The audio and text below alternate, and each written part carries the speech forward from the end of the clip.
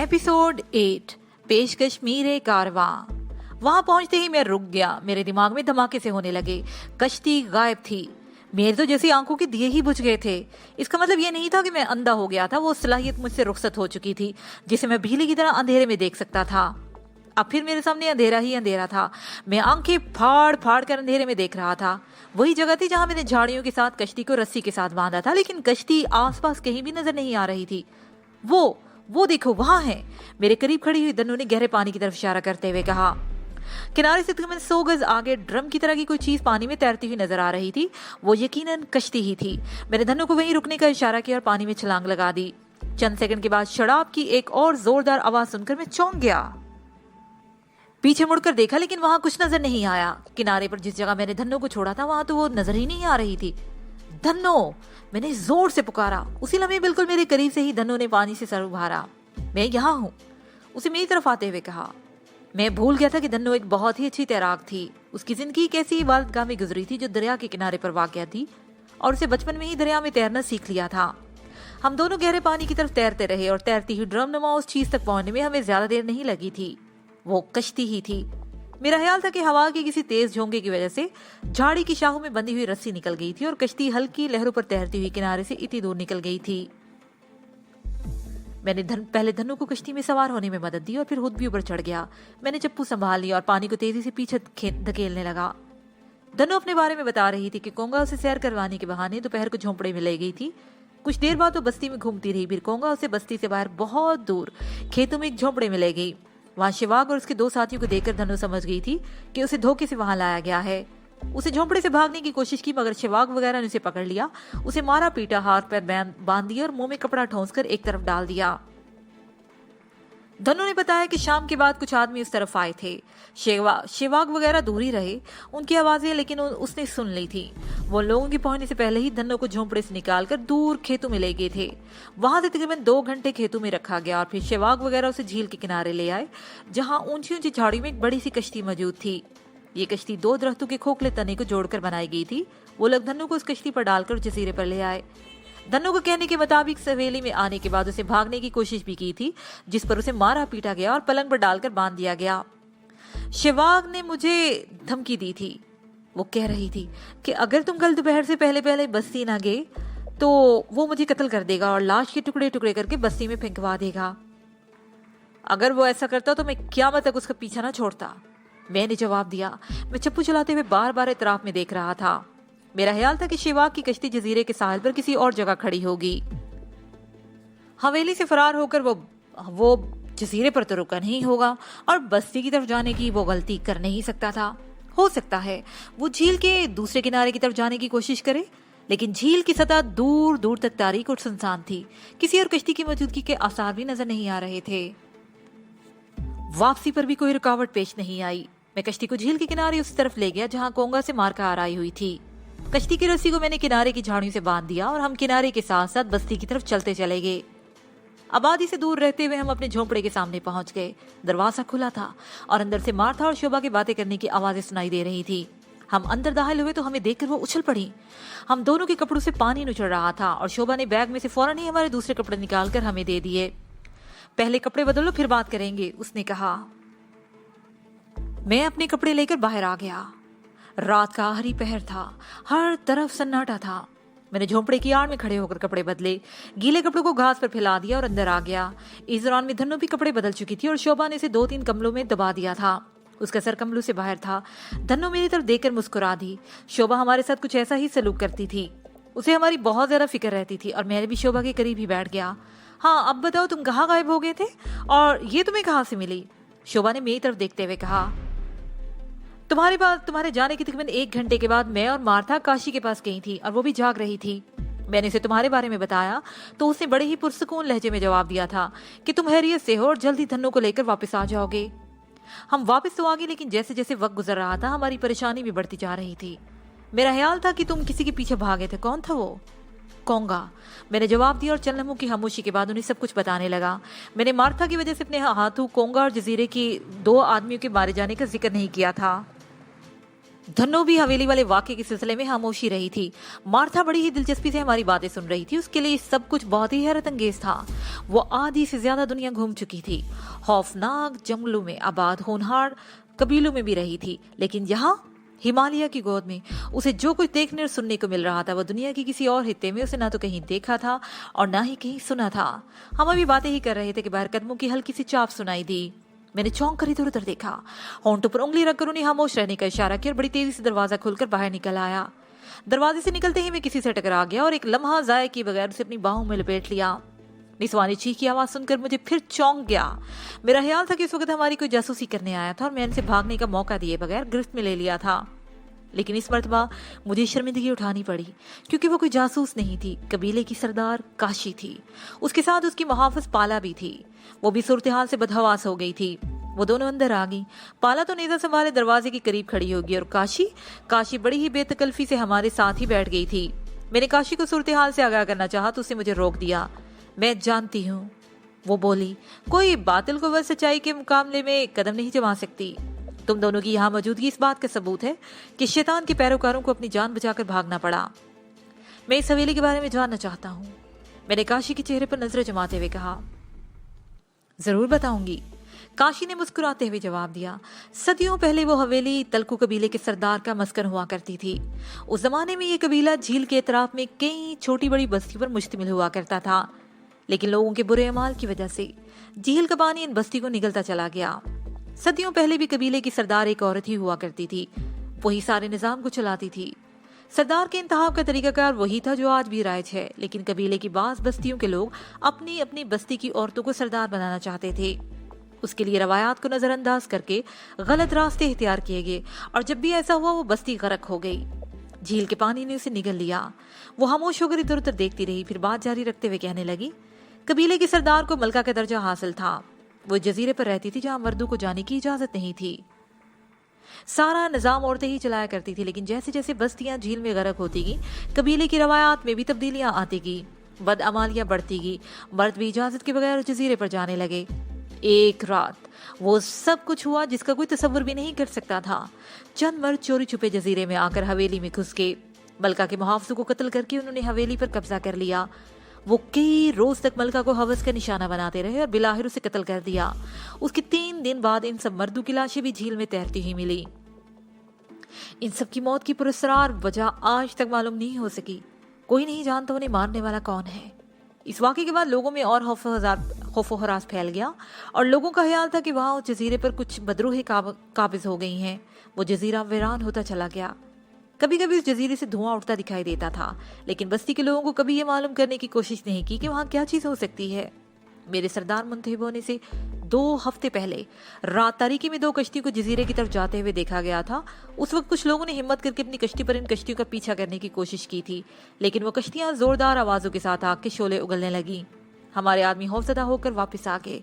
वो इस कदर बदहवास हो गए थे कि कश्ती तक उलट गई और 2 आदमी डूब कर हलाक हो गए। इस वाक़े के बाद लोगों के दिलों में उस जजीरे का खौफ और बढ़ गया। अब तो झील में मछलियां पकड़ने वाले भी उस जजीरे से दूर ही रहते हैं। तुम कभी उस जजीरे पर गई हो? मैंने उसके खामोश होने पर सवाल या निगाहों से उसकी तरफ देखा। नहीं, उसने मुस्कुराते हुए जवाब दिया। लेकिन उस रात, मेरा मतलब है जो पाला मुझे वहां लेकर गई थी, ये बड़ी ही अजीब जगह है। उसने बदस्तूर मुस्कुराते हुए मेरी बात काट दी। यहाँ बाज़ औक़ात हमारी आंखों के सामने ऐसे पुरस्कार वाक़यात जन्म लेते हैं जिन पर यकीन करने को दिल नहीं चाहता और हम उन्हें झुटला भी नहीं सकते। और कभी कभी आंखें जो कुछ देखती हैं वो खामोश होकर मार्था वगैरह की तरफ देखने लगी।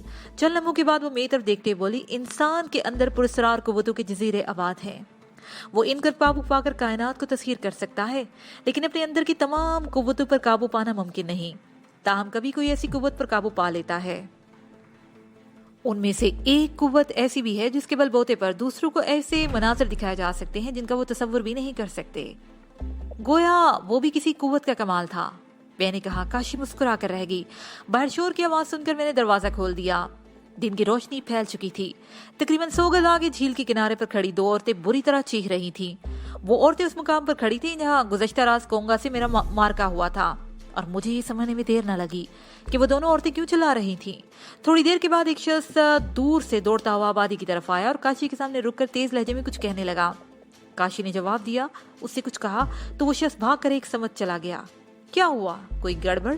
मैंने सवालिया नजर से काशी की तरफ देखा, हालांकि मैं हकीकत हाल से अच्छी तरह वाकिफ था। झील के किनारे से कोंगा की लाश मिली है, काशी ने मेरी तरफ देखते हुए जवाब दिया। लोग खौफजदा हैं कि कई साल बाद ऐसा हुआ है कि कबीले के किसी फर्द को इस तरह मौत के घाट उतारा गया है। मैंने सवालिया लहजे में पूछा, उन्हें किसी पर शुबा है? शुबा? काशी ने मुझे घूर कर देखा। अभी कुछ तय नहीं हुआ, लेकिन वो आदमी कह रहा था कि शेवाग कबीले वालों का जीना हराम कर देगा। कोंगा शेवाग की औरत थी और उसका इंतकाम वो जरूर लेगा। कबीले के लोग शेवाग को अच्छी तरह जानते हैं। तुमसे शिकस्त खाने के बाद वो अगरचे बस्ती से गायब हो गया, लेकिन उसकी कुछ हमायती अब भी बस्ती में मौजूद है। वो चैन से नहीं बैठेंगे। लोगों से कह दो कि अब शेवाग इस बस्ती का रुख नहीं करेगा और उसके हमायती भी इनका कुछ नहीं बिगाड़ सकेंगे। मैंने कहा, इस कबीले के लोग बहुत तहम प्रस्त हैं अजनबी। वो हर बात का मतलब अपने तौर पर हर्ज करते हैं। उन्हें कोई बात समझाना आसान काम नहीं है। बहरहाल तुम लोग अपने झोंपड़े में रहो, मैं जाकर मालूम करती हूँ। काशी ने कहा, मैं भी तुम्हारे साथ चलता हूँ। मैं भी उसके साथ चलने लगा। नहीं, वो मेरी तरफ मुड़ गई, तुम यही रहो। तुम्हारा इस वक्त वहां जाना ठीक नहीं है।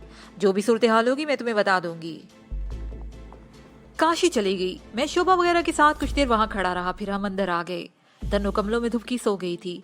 मैं भी एक कंबल ओढ़ कर सो गया। रात भर की भाग दौड़ ने मुझे बुरी तरह थका दिया था। थोड़ी ही देर के बाद मैं भी नींद की आगोश में चला गया। मेरी आंख दोपहर से पहले नहीं खुल सकी थी। उस वक्त बस्ती पर सन्नाटा तारी था।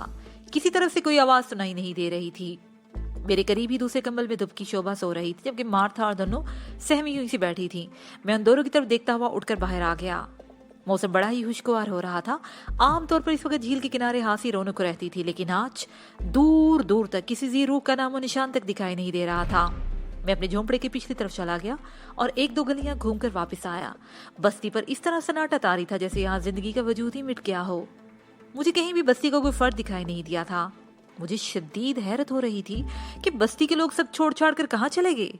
मैं अपने झोंपड़े में वापस आ गया। बस्ती के लोग कहाँ गायब हो गए? सन्नाटा क्यों तारी है? मैंने मार्था और दन्नू की तरफ देखते हुए मध्यम लहजे में पूछा। आज सुबह से कोंगा की मौत का शोक मनाया जा रहा है, मार्था ने जवाब दिया। दोपहर के वक्त पाला यहाँ आई थी। उसने हदायत की थी कि हम झोंपड़े से बाहर न निकले। लेकिन बस्ती के लोग कहाँ गायब हैं? मैंने अपना सवाल दोहराया। सब लोग कोंगा की आखिरी रसूम में शिरकत के लिए गए हैं, मार्था ने बताया। बस्ती से बाहर तकरीबन 2 मील दूर पहाड़ी के दामन में वाक़ कोई खास जगह है जहाँ मरने वालों की आखिरी रसूम अदा की जाती हैं। सब लोग वहीं गए हुए हैं। सूरज गुरूब हो जाने के बाद वापस आएंगे। सूरज गुरूब होने में अभी 2 घंटे बाकी थे। मार्था वगैरह ने सुबह से कुछ नहीं खाया था और मुझे भी भूख लग रही थी। पूरी बस्ती कोंगा की मौत के शोक मना रही थी और हमें खाने को कौन पूछता। फिर अचानक ही मेरे जहन में ख्याल आया कि बस्ती के किसी घर में कोई ना कोई खाना तो मौजूद होगा या कोई ना कोई बंदा तो मौजूद होगा। हो सकता है कहीं से कुछ खाने को मिल जाए। मैंने मार्था और दन्नू का इंतजार करने को कहा और झोंपड़ी से निकलकर ऊपर से घूमता हुआ बस्ती में आ गया। मेरा रुख मरकजी चौराहे की तरफ था। मुझे उम्मीद था कि वहाँ कबीले का कोई ना कोई फर्द होगा जिससे मुलाकात हो जाएगी और हमें खाने को कुछ मिल जाएगा, लेकिन मेरा यह ख्याल गलत निकला। मरकजी चौराहा भी सुनसान था। मैं वहां खड़ा कुछ देर इधर उधर देखता रहा। फिर मेरे कदम खुद बहुत काशी के झोंपड़े की तरफ उठने लगे। झोंपड़े का दरवाजा खुला हुआ था और महाफिज भी मौजूद नहीं था। मैं झिझकता हुआ अंदर दाखिल हो गया। सहन में भी कोई नहीं था। मैं मुख्तात अंदाज में कदम उठाता हुआ बरामदे की तरफ बढ़ने लगा। मुझे ये भी डर था कि अगर किसी ने मुझे चोर समझकर अंदर दाखिल होते देख लिया तो कहीं कोई गलतफहमी पैदा ना हो जाए। मैंने काशी या पाला को आवाज देने का इरादा किया, लेकिन फिर यह ख्याल जहन से निकाल दिया कि कबीले का हर फर्द तो बस्ती से बाहर था। मैंने बरामदे वाला दरवाजा खोला और दरवाजे के चिरचिराने की हल्की सी आवाज सन्नाटे में फैल गई। मैं रुके बगैर दबे कदमों से आगे बढ़ता रहा। काशी वाले कमरे का दरवाजा बंद था। मैंने दरवाजा खोलकर जैसे ही अंदर दाखिल हुआ, दरवाजे के पीछे छुपे हुए एक आदमी ने मेरे ऊपर छलांग लगा दी। ये इफ्तात मुझ पर अचानक ही पड़ी थी। मैं एक लम्हे को बदहवास हो गया और संभलने से पहले हमलावर मेरी खोपड़ी पर 2-4 घोंसे लगा चुका था, लेकिन फिर भी मैंने उसे हमला करने का मौका नहीं दिया और जैसे ही हमलावर हुआ मैंने उसे दोनों हाथों पर उठाकर ऊपर उछाल दिया। वो काशी के पलंग पर गिरा। उसके सर पलंग की पुष्ट से टकराया था और उसके मुंह से हल्की सी कराह से निकल गई। मैंने उसके ऊपर छलांग लगाई तो वो बड़ी फुर्ती से लौट लगा गया और एक तरफ फट गया। मैं मुंह के बल पलंग पर गिरा। इससे पहले कि मैं समझ सकता हमलावर मुझ पर छा गया। वो मेरी पुष्ट पर सवार हो गया और बालों को मुट्ठी से पकड़कर मेरा सर को जोर जोर से पलंग की पट्टी पर मारने लगा। मेरी पेशानी की खाल फट गई थी। मेरे तो दिमाग में धमाके से होने लगे। मैंने दोनों हथेलियां सामने टिका दी और पूरी कुव्वत से अपने आप को ऊपर उठाने लगा। उसके साथ ही मेरी टांगे भी समेटने लगा था और बिलाहिर मैं उसे ऊपर से गिराने में कामयाब हो गया। उसने एक बार फिर मुझे गिरफ्त में लेने की कोशिश की, लेकिन मैंने बड़ी तेजी से पलटकर अपनी टांगे उसकी गर्दन की गिर लपेट दी और जोरदार झटका दिया। वो उलटकर पलंग से नीचे गिर गया। मैं हरीफ की गर्दन छोड़कर तेजी से छलांग लगाकर पलंग से नीचे आ गया। वो भी उठ चुका था। कमरे में नीम तारीकी थी और मैं अभी तक अपने हरीफ की शक्ल नहीं देख सका था। मेरा ख्याल था कि वो शिवाक होगा, लेकिन अब उसे अपने सामने देखकर मुझे अपना ख्याल बदलना पड़ा। शिवाक दरमियाने कद का मालिक था, जबकि इस शख्स का कद 6 फुट से निकलता हुआ था। वो एक बार फिर मुझ पर हमलावर हुआ। मैंने न सिर्फ उसके हमले को नाकाम बना दिया, बल्कि उसके पेट में एक जोरदार किक भी रसीद कर दी। वो दोनों हाथों से अपना पेट पकड़कर दोहरा होता चला गया। मैंने झुककर उसकी ठोड़ी पर घोंसा रसीद कर दिया। वो बिलबिलाता हुआ सीधा हुआ तो मैंने उसे घोंसों और ठोकरों पर रख लिया। एक जोरदार किक उसके सीने पर लगी तो वो लड़खड़ाता हुआ दीवार के करीब जा गिरा। जिस जगह वो गिरा था उसके करीब ही एक मोटा सा डंडा पड़ा हुआ था। मैं जैसे ही आगे बढ़ा, उसने बड़ी तेजी से डंडा उठाकर मुझ पर हमला कर दिया। मैंने अपने आप को बचाने की बहुत कोशिश की, मगर कामयाब नहीं हो सका। उसने वार तो मेरे सर पर किया था, लेकिन डंडा मेरे बाएं कंधे पर लगा था। मेरे मुंह से कराह निकली। मैं नीचे झुकता चला गया और दूसरे ही लम्हे मेरे सर पर गोया एटम बम फट पड़ा। डंडे का दूसरा वार मेरे सर पर लगा। मेरी आंखों के सामने सितारे रक्स करने लगे और फिर अंधेरे की चादर फैलती चलेगी। मैं अपने सर को दोनों हाथों से थामकर तेवरा कर जमीन पर गिर पड़ा। फिर मेरा जहन तारीकी में डूबता चला गया। जब मुझे होश आया तो मैं अपने झोंपड़े में पड़ा हुआ था और मेरे इर्द गिर्द बहुत सारे लोग जमा थे। आंखें खोलने की कोशिश करने के बाद चंद लम्हों तक भी मेरी नजरों के सामने धुंध ही छाई रही थी। मैं बार बार आंखें मीचने लगा। धुंध छटने लगी और वो चेहरे वाज़ेह होते गए। उनमें से एक चेहरा काशी का भी था। मैंने एक झटके से उठने की कोशिश की तो दिमाग में धमाके से होने लगे। मैंने सर को दोनों हाथों से थाम लिया और तकलीफ से मेरी आंखें खुद ब खुद मीच गईं और किसी ने मेरे सीने पर हाथ रखकर मुझे दोबारा लटा दिया। इसके साथ ही ये पार्ट अपने इख्तिताम को पहुंचा।